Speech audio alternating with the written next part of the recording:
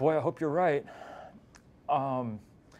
Look, for the most part, there's not much arguing with skeptics on climate change at this point, because their skepticism isn't rooted in science, it's rooted in ideology. So one tries to say a few things.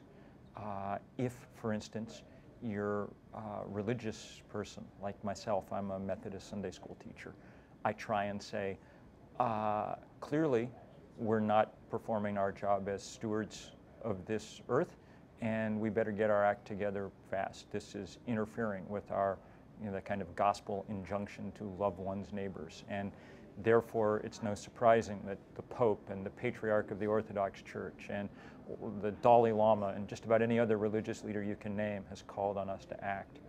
If you're a national security conservative, one can and should point out that this is clearly the great threat to national security and international security going forward.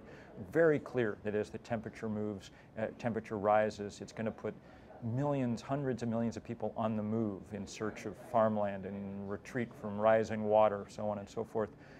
There's nothing that causes more instability than huge numbers of people on the move.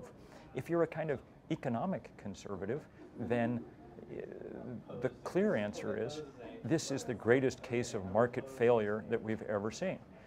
The reason that we make no progress is that markets have no information about carbon.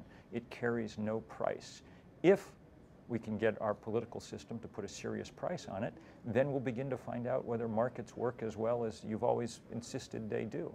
That's one of the few levers we have at this point big enough to pull to make a difference. So the task is always to try and get across to these skeptics that what they're engaged in is not conservative, it's radical. In fact, it's the most radical project any human beings ever embarked on. If you're willing to alter the chemical composition of the atmosphere in order to make money, then you're engaged in something way more radical than anybody in the 1960s ever even thought about. I mean, they were going, Abbie Hoffman managed to scare half of America by saying he was going to put LSD in the water supply of some city someplace. Compared to, Abbie Hoffman was a minor leaguer compared to the CEO of Exxon. He's managing to figure out how to change the chemical composition of the whole freaking atmosphere.